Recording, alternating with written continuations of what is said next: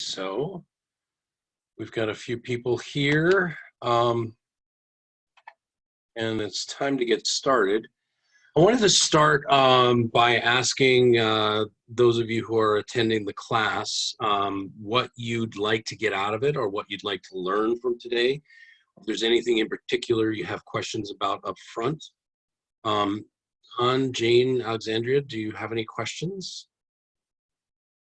You can put them in the chat, or you can turn your microphone on.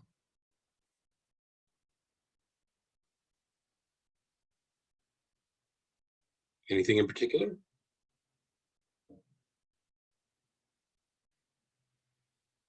If not, then I think I'll just get right into it and start sharing my screen.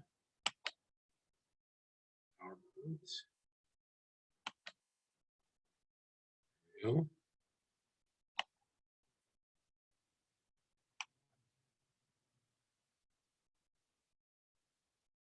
All right.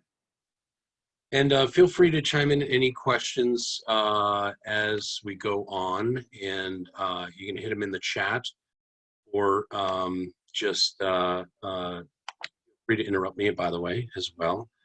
So you know what I should do? I should start from the beginning, not the end.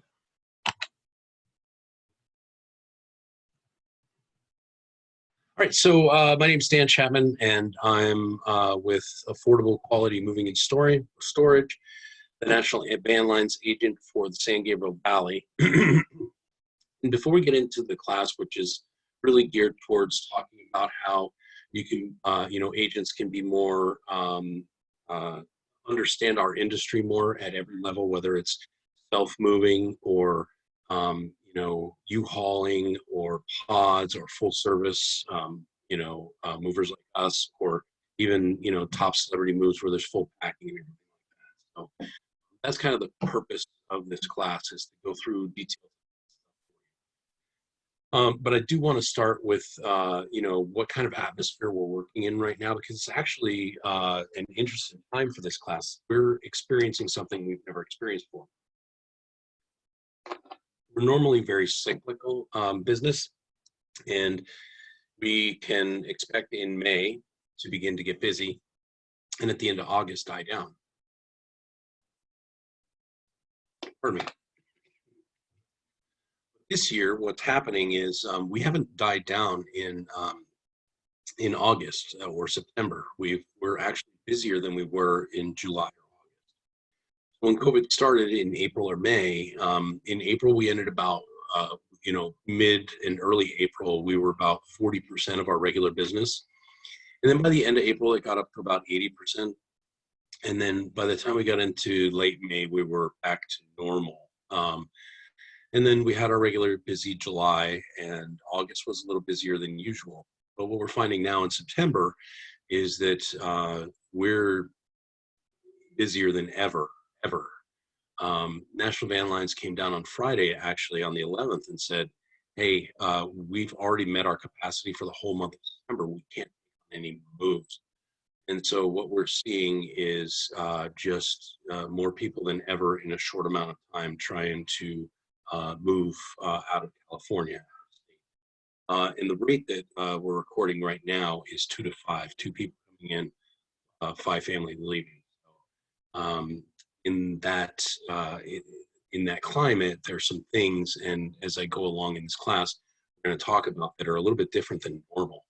One of the things you'll find is that normally our pricing goes down in September, and we've actually stuck to that. We haven't raised our pricing back up to our period pricing, but it's definitely something that might start happening, whether it's pods or U-hauls.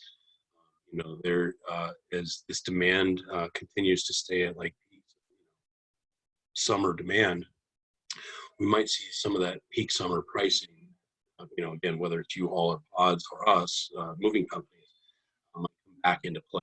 Right now, we're not really seeing it. So anyhow, let's get started with the class. Any questions about that, like our current atmosphere? All right, so let's start by talking about your clients and what they potentially need as far as a move is concerned.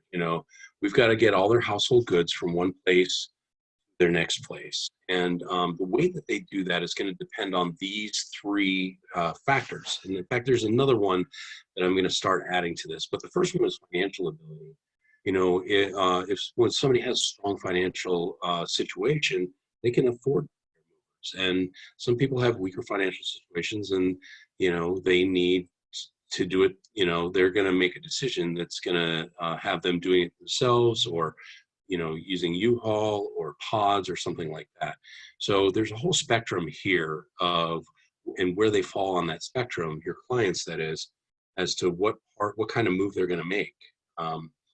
There's physical ability. Young, strong folks have a tendency to feel like they can do these moves on themselves. And, the moving companies are expensive and pods are expensive. So we're just going to kind of do it ourselves because we can. So, people fall on that physical spectrum. And then, older folks generally, maybe they've done it, but, I hear it all the time, but we've done this before. We don't want to do it again, so they get to that physical part of the spectrum where looking for somebody else to carry that stuff forward. And then availability, there's a time frame that people have. Some people work it out so they have dual occupancy for a whole month, where they have their old home and their new home, and they can take their time and do it themselves, or just move the box or whatever. So, setting people up with good availability, or the ability to have dual occupancy, you weigh that against the costs and the financial ability. There's a lot that a realtor can do to ease this transition for their clients. If they can set it up with a minimal financial impact to have dual occupancy for 3 days or a week, you're helping your client. You're widening the time frame for your client to go from one place to the other, really helping them. And then the fourth element that I'd like to add to this is resource ability. Because, we talk about physical ability and folks who are older and less physically capable to move the stuff on their own. They might have kids or grandkids, or, a college football team that's willing to help them out or something like that. And so that opens up the, parameters and where they land on the spectrum. They're not necessarily at that low physical ability spectrum. They have the resources to get help from, kids in the family, or stuff like that.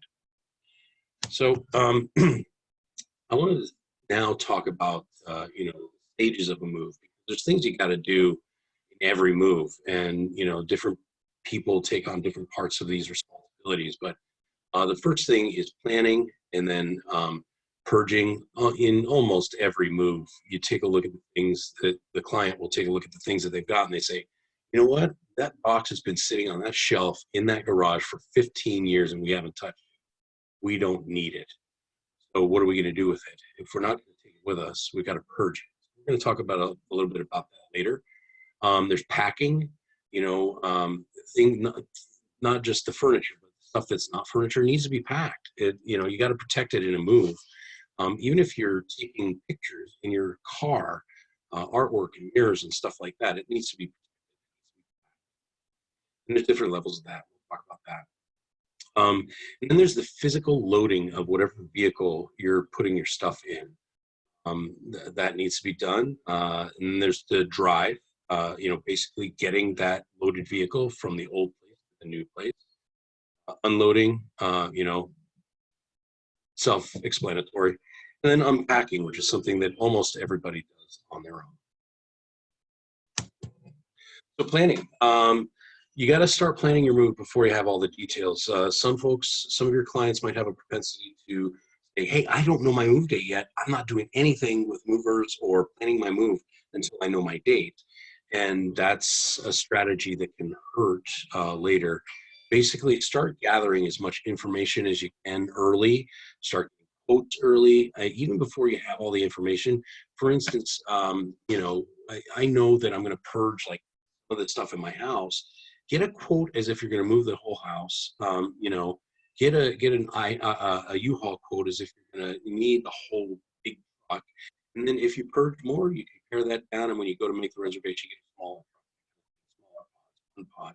And this also helps you plan because let's say you're doing pods. They have a finite number of cubic feet, and if you're a little bit over that, and you know how many cubic feet you need for to move your home, you might, get the quote for the pod and say, okay, we're a little over that. This is the amount of stuff that we need to purge from our house. It gives you a clearer picture of what you need to do. Blogs are a really good source of information and experience from people. You find a blog from somebody who's doing a U-Haul move, find a blog from somebody who's doing pods or U-Pack or that. And you get to learn from other people what their trials and tribulations are.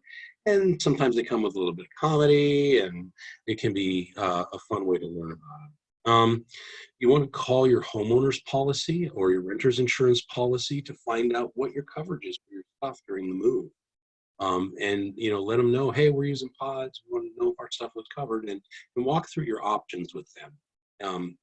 Not everybody wants to have coverage on their household goods, but certainly some homeowners have stuff that requires or that they'll want. And then identify your needs early in the planning stage. What am I going to need? Am I going to need a U-Haul truck because I can do it myself? Get multiple quotes from you, get multiple quotes from pods, get multiple quotes from movers. Kind of understand the whole process at all of those levels, so so the client knows what they're going to do. They may identify themselves as movers right away, and then decide that they might want help with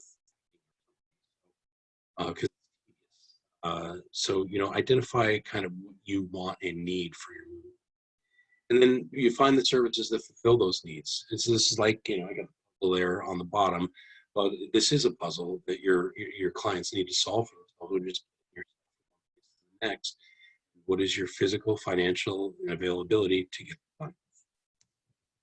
So the next thing I want to talk about is purging. And usually when I give this class, there's a couple of different, people try to sell it. Estate sales, yard sales, online sales. Right now, people are used to using Craigslist, but that's almost dead. The most popular places to sell and list your household goods or to give them away even is Facebook Marketplace is the busiest by far. And then the app for your phone called Nextdoor. Nextdoor app is probably the second most popular place to buy and sell things now.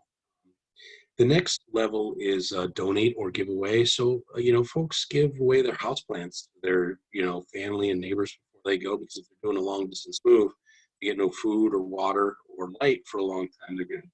So for long distance moves, those kinds of giveaways are things that you do. It's a little different now. So for a while in COVID, we didn't have any thrift stores available for picking up or even dropping off donations. Everything was going through Facebook Marketplace. Right now, some thrift stores and thrift organizations, or charitable organizations, are actually taking donations. Some are picking up now. So we're in a spot now, I think, where you don't know for sure, and you got to make the phone call to find out if places are taking donations. And because it's a mixed bag of who is and who isn't. And so most of that is still leaning, most of that kind of giving is still leaning on Facebook Marketplace and the Nextdoor app, where you take a picture of it, write free, and somebody will come pick it up. You don't get the tax write-off, or your client doesn't get the tax write-off, but it's just an easy way to get rid of stuff if you don't want to try selling it. And the last part is stuff that you can't sell, stuff that you can't give away, that it has to go in the trash. And so there's a few ways, depending on how much stuff you have. If there's a lot of stuff, then a dumpster rental might be called for. It's a few, and it beats some of the got junk kind of junk removal places. Some of the junk removal places now will, even after they pick up your stuff, if they find something that they can donate and get your tax deduction on, they'll do that for you and come back and give you the tax deduction. So that's kind of a neat new thing that the junk removal places are doing. And then, if it's just a couple pieces of big furniture, you can call your trash company and have them come out and do a one-time bulk pickup. You get a couple of those for a year. So if you coincide that with the move, whoever's moving your furniture, drop that stuff off outside and put it on the curb if you schedule that pickup. Any questions on purging? It's usually a place where folks have a lot All right, so now let's talk about packing. Whether you're doing the pods or, you're a rental truck or you're going with full service mover, all your furniture should be packed and protected in closed stackable boxes. And I put the words closed stackable boxes in there on purpose. Whether you're doing a move yourself or you have a professional move, if you try to use trash bags to put your stuff in, you are going to find out one way or another that those things are like putting in a truck. They just have no structure. They fall down. They don't stack. They don't, they're just not. And some people, for some reason, like because they're very cheap, but and they do provide a little bit of protection, not nearly as good as boxes. So just kind of keep your client. I'm going to put this in trash bags. Kind of give them a heads up that they don't work. And then, heavy things in smaller boxes, lighter things in bigger boxes. Understand the specialty boxes and the purpose of them to protect the household goods. The one go-to that I always talk about is mirrors and artwork, that kind of stuff. If you're putting it in a pod or putting it on a truck and you're just wrapping it in a blanket, that's just not very good. The skins in the middle they're puncturable in most cases or breakable in glass. And so the best way to protect those is in these mirror cartons with your specialty boxes. On a local move, you can get away with just bubble wrapping them, and so, these are some of the specialty boxes. For dishes and stemware and fragile stuff like that, they make dish packs, which are a double-walled cardboard that are add a little extra protection. When we do a professional pack, we use the unprinted newspaper, which comes in big rolls, 5 or 10 sheets around each piece of stemware or glass or dish, provides a nice shelf for it. And then plates, you want to stack vertically, not horizontally. Stand up better to bottom chock, which is, when you set down the dolly and that box, touching the floor. Let's see, use plenty of paper to protect your fragile stuff.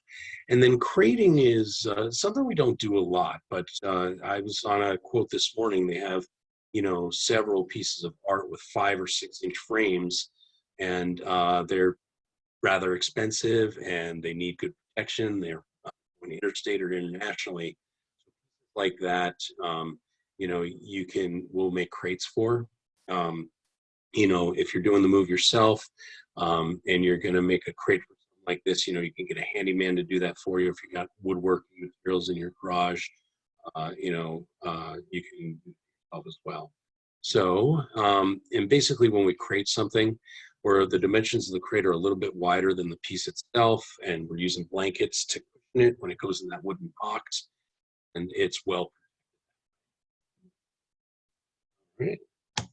So moving on to loading. So take a look at this picture here on the screen, Tetris style loading. A professional mover is going to be really good at packing it this way, and they're going to make the most of this space. So as you can see, the sofas are on their sides. They're taking up as much of the vertical as possible, and there's boxes and sleeping bags and things like that on the inside of them. Big boxes on the floor and stuff on top, and then chairs on top of the sofas. So when you take a look at this, you're going to fill in the nooks and crannies. And a professional mover's good at, taking a look around the house as they're grabbing stuff to go put on the truck and knowing what's going to go in next and how it's going to fit in there. And so, the first thing I want to talk about the loading is utilizing the space. So you got to figure out your muscle. You got sofas and refrigerators and beds, some things that weigh a couple 100 pounds each.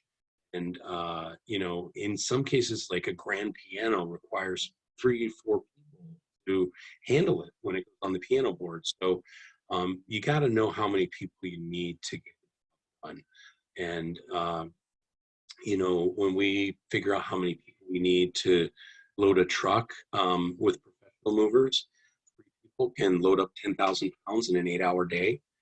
That's just loading the truck. If they're loading and unloading, it's 2 people, 5,000 pounds loading and unloading. Um, so, figure out your muscle and how long it's going to take you, and always overestimate.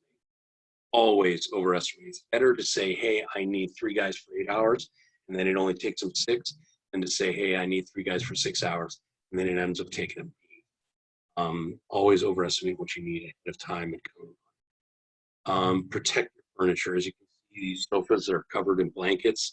When we do a professional, move, we're going to cover them with blankets and then wrap it with on those blankets really well. Again, when you're figuring out your move, if you're going to do a self move, figure in the cost of the blankets, figure in the cost of the plastic, your furniture. You need to drink water. I'm in this class throughout. I'm going to talk about water because, especially if you're doing a self move or you've got guys, friends doing the move with you, make sure there's plenty of water on the day of. Even if it's wintertime, when you get up to, sweating and you're doing this stuff, you gotta be drinking water. It's hugely important. Just in an energy point of view. Get more blankets. This is where I'm trying to be cute and, talk about you're going to need the blankets and, overestimate how much you need. Part of the parking is get that vehicle, whether it's a U-Haul or the pod or the moving truck, as close as possible. And when I talk about the moving truck, it's in your best interest to make sure that that truck can get as close to the house as possible, especially on a local, because you're paying by the hour. If they've got to walk another 10 feet, that's a little bit of time that adds up each time they take a trip to the truck. So providing close parking for the truck is in your client's best interest. Anticipating stairs and elevators, they add to the amount of time it takes to move. Measure twice and move once.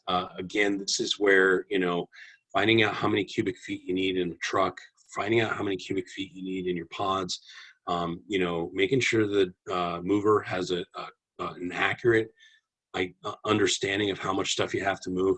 And in the loading part here, I want to talk about, like, some folks think that, if I tell the mover I don't have as much stuff, then they'll have to move faster or whatever, but really you're just shortchanging yourself, because if you have an inaccurate, smaller size truck than we need, then you need a second trip, or there's all kinds of things that can go wrong if the client is trying to downplay or minimize the size of the move, or tell us that, oh, we're not taking that, and then it ends up going, because that will invariably always cause problems. So measure twice, make sure it's accurate, make sure you got more space than you need, and whether it's the U-Haul, the pods, it'll save you.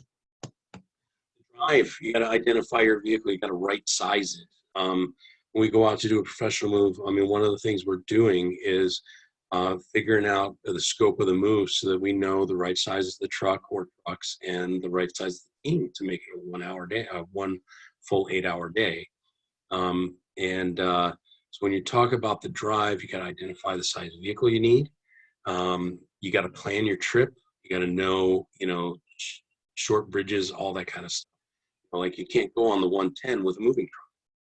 Then that can't happen. So you got to identify those things in the planning for your trip. When you're renting a truck, the safety check and the damage check is really important for you to do before you rent that vehicle. Walk around it with the paper, mark every scratch on it. You just have to do that. If the brakes feel spongy when you get in, get them back in that truck, take a look at it, and make sure that everything is absolutely right for that truck. Safety check when you're renting a truck has to be done. Don't just be in a hurry and go get it. Make sure that all that stuff is done. Okay. Secure your load. So in the previous slide, we saw all that Tetris and everything. You want to make sure that that stuff is stacked in there well. If you've got a high point and there's no bracing involved, where you got some boxes stacked up, let's say in the front corner of the truck, and the truck hits the gas, those things can fall backward if you don't have anything up against them. So as you're doing as you're loading the vehicle or the pod or whatever it is, you want to go almost all the way to the ceiling in the very front of the truck, your first part, your load. And then if you find that you're going to have space, as you're coming back towards the tail of the truck where the door is open, you want to gradually let that stuff down so that all that stuff is secure, okay, at the top where it's loaded up to the top, and gradually bring it down at like a 45-degree angle. Off. So you make sure your load is secure when you load the truck, because it's going to be important on the drive. And then if you're driving a rental truck, you've got to treat it as the safest drive you've ever taken. Trucks do not stop as nearly as quickly as your car does. They're wider. They take longer to get up to speed if you're going to be pulling out into traffic. And you got to think about these things as you're driving your rental truck. And then, kind of as a side note, and I teach my kids this too, is as you're learning to drive or as you're driving around, if you see a rental truck on the road, a big old Enterprise on the side, U-Haul, give them plenty of space. Try not to get in their blind spot. Don't get too close to them. Pay attention to these trucks on the road, like on the freeway and stuff. See, they weave a little bit more in the lane and stuff like that. If they're not professional drivers and they're renting a truck for the first time, they're not people you want to be around. The unload. So again, in the unload, you want to park close. You want to minimize the steps from the truck where you're unloading to the final destination for the furniture and the boxes. Should have probably gone back in the planning stages, but it's something to note anyway. The boxes are going to the room for the new location. So as you're packing, you want to anticipate where the stuff in that box is going to go, and write that on the box. Have a furniture plan. People who are downsizing, especially, sometimes you don't get to take all your furniture with you.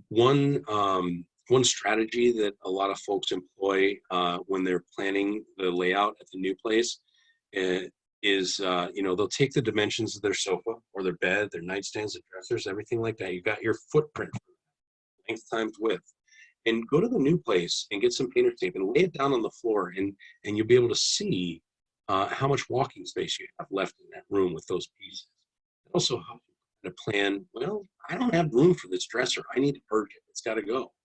And this is a part of planning ahead of time. Anticipate load settlement. So when you open the door to your rental truck or your pods, you got to do it slowly, because as the load shifts over the road, whether it's a pod or rental truck, things can kind of, like, in an airplane, when you're putting your luggage in the overhead compartment, they always warn you, kind of careful, because when you open the door, stuff will fall out. It's the same thing here with loaded truck. So when you open that door, you got to anticipate load settlement, and that some stuff might loose, become loose in the move. You're going to want to stage each room. And again, here, drink water. When I talk about staging each room, you want to put the furniture, when you have your help putting the stuff in there, you want the furniture to go where it is. You don't want to tell them, try here, and then try back over here and moving that furniture back, especially if you've got professional movers. That can cost extra because you're taking extra time. Know where you want the stuff to go. And then the boxes go, against the wall or wherever in the room that you're going, but have a staging plan in mind for the rooms as you get there. And again, more water. Make sure they're drinking water. You can have beer for your movers, but that's not my movers. But, the people help you if you go out and get friends to help and stuff like that. Unpacking. Okay, so you're almost everybody does the unpacking for themselves. Even people who hire professional movers, they're unpacking their boxes.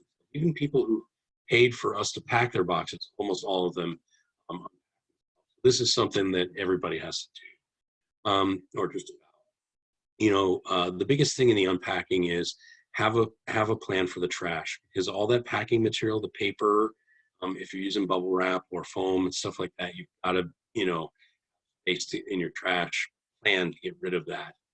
And the one other thing that I'll mention in this part is, when you're done with your boxes, you flatten them out, you put them in the garage, and then you're done unpacking, you get this giant pile of boxes in your garage. A very popular thing now is take a picture of them, put them on Facebook Marketplace, and say, "Hey, I just moved in, neighbors. Who needs boxes? Just come get them from me." Some people put a small price on them too, but they'll go a lot faster if you put a price. They'll come get them. And then just shaping your space as you're unpacking. This is your opportunity to say, "This is my new place, and it's what it's going to look like." And keep that in mind as you're unpacking. So back to the levels of service. So there's the do-it-yourself move where you're using your own vehicles. It's probably not a lot of stuff. You're doing the heavy lifting. You're doing the packing. You're doing the unpacking. You're going to drive it over there in your vehicle that you're used to. So, that's one level. There's people who have physical ability. Maybe they don't have financial ability. Maybe they just choose to do it themselves. Maybe they don't trust other people to handle their stuff. But this is the starting level. And then there's the truck rental. As you get up from, move up from college to a small house or something like that, or an apartment or a townhouse, you might want to save money by renting the truck yourself and doing the labor yourself, kind of thing. Then there's no driving options like the pods or U-Pack and those kinds of things where, you can still do the labor yourself, but you don't want to deal with the truck and you just want it to get there and unload and be convenient that way. And then there's full service moving like us, where we come in with the guys, we wrap your stuff, we load it up, we disassemble the beds, we assemble them at the other end, any of the furniture, china cabinets, all that. And even up to like celebrity moving where we're crating and packing stuff for you. And then there's the difference between local and long distance moves. Local moves, we charge per hour, per man, and long distance moves will go by the weight. So the do-it-yourself, again, secure more than you need. Just anticipate that it's going to take longer than you think it is, and make a plan with plenty of space. Take care of the people taking care of you. So if you're asking friends to help you, that kind of thing, if your client's asking friends to help, make sure you feed them, make sure they have water, send them off with a 6-pack or something afterwards, and, have a bottle of Advil available for them when they're done. Just take care of them. Think about those things for your friends. Making it fun. If you're doing it yourself, have a music playing for everybody helps. Just making the atmosphere nice. This is not a fun thing to do, but you do the things you can, to make it kind of a party atmosphere if you can. With our movers, one of the things that we look for is a personality, so that, even if you take a look at like our Google review page, some of the clients really enjoy the time that they spend with the guys because, they're being light about it and they're having a good time because it's a stressful time for people. And the more you can make it fun, or the more opportunity you have to make it fun or lighthearted, the better the move is going to go. And then be organized, have stuff ready ahead of time, be packed, or tell them that you're going to ask them to be packing stuff before they get there. Worst thing that can happen is, "Hey, I need to move," and people think, "Oh, move, okay, we're moving your furniture, we're going to load a truck or whatever," but then you get there and all the packing stuff.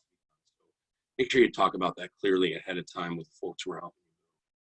One of the things you might consider is, a video log or blog, talking about your trials and tribulations and ideas that you had and worked and didn't work for other people to learn from. And then start early, especially now. Like, as I explained in the beginning, the trucks aren't going to be there, the pods aren't going to be there, the movers aren't going to be there until a month later. Renting trucks labor, get multiple quotes from the trucks. As you're getting quotes for trucks, make sure you're asking questions like how much do the blankets cost, dollies, all that kind of stuff. Because in some places they're included, some places they're not. So anticipate all the tools you need to get the job done if you're renting a truck, and get an idea of that too. And then when you're talking about, this says, and I left it in there on purpose about it, but secure booking weeks ahead of time. We're past that right now. You need to be over a month ahead of time in your planning and booking your truck, your pod, your movers, whatever it is. Get yourself on their books. You've got a spot, you've got a truck, you've got a pod.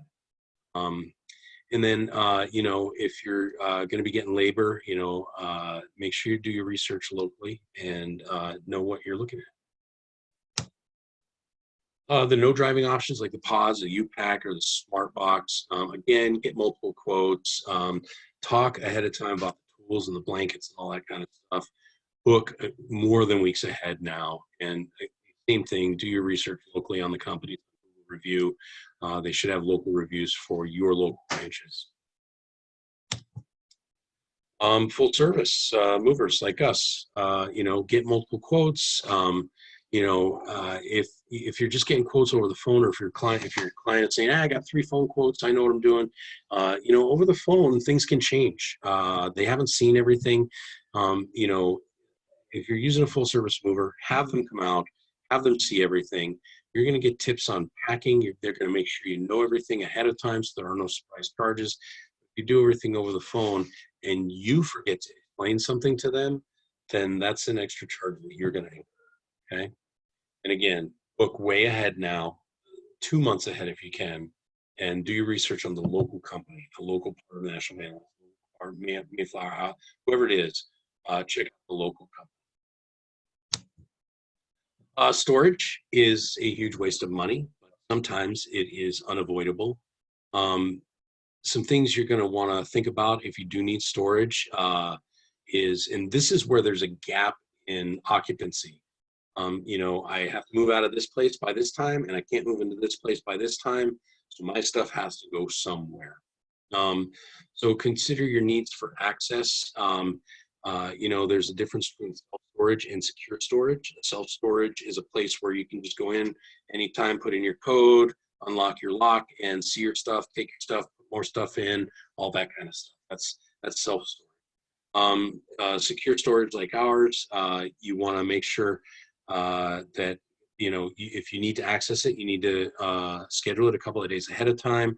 There's a charge for accessing it. So we're not the right option for everybody as far as storage is concerned.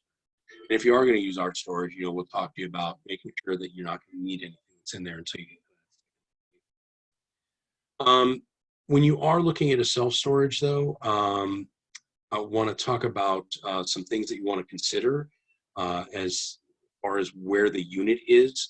If you've got a lot of stuff, you're going to be moving in a tractor trailer, for instance, across the country, and you've got a 4-bedroom house, you're going to want that storage unit itself to be tractor trailer accessible if possible.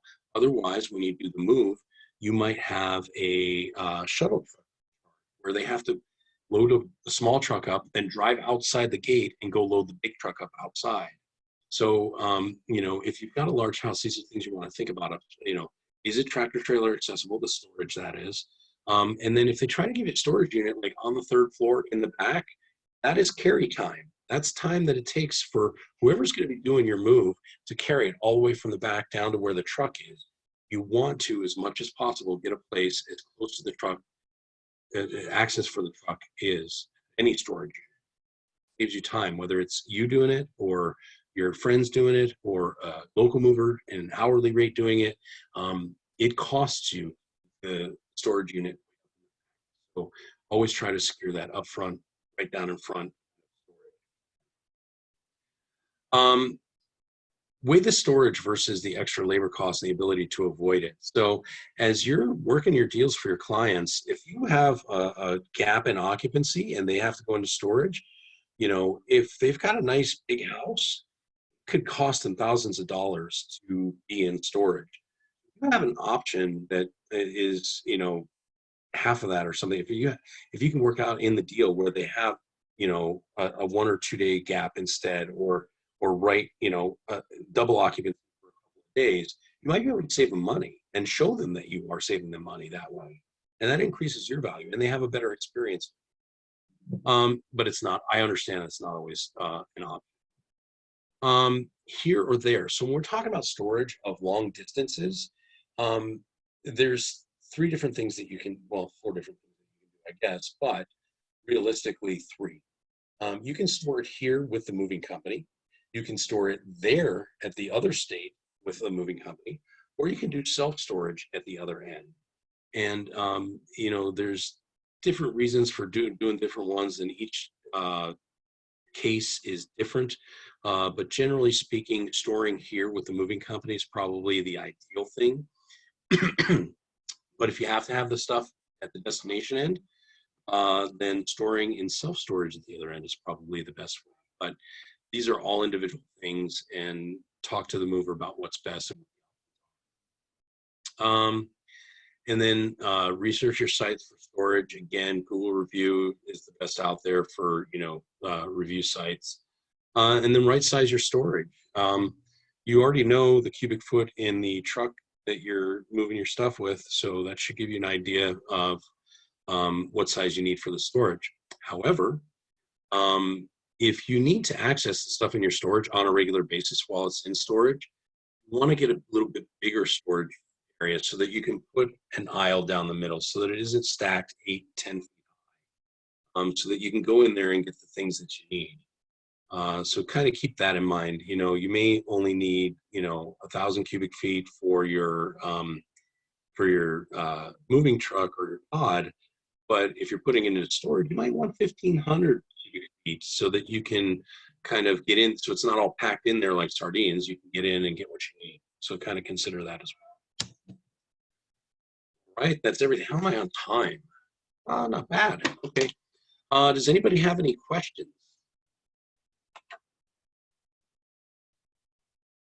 You can type in the chat. You can just unmute and show me who you are. Anybody, anything? I couldn't have been that thorough.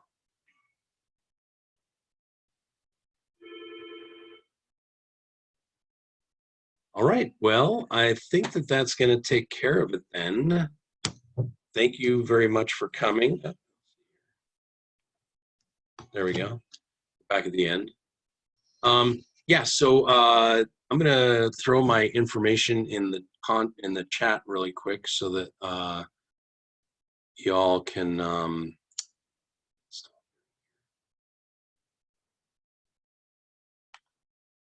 there we go. So you can reach out if you guys have any questions.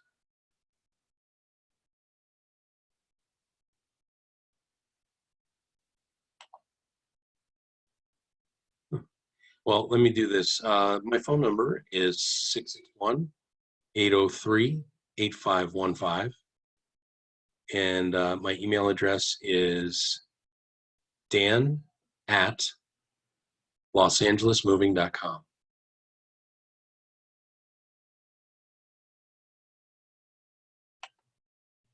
All right. Stephanie, what did you think? You have any questions? No, I'm good. I think you covered everything. Thank you so much for doing this. We really appreciate it. All right, you got it. Thank you, guys. Y'all have a great question. Please reach out if you have any questions, okay? All right, have a great day, everybody.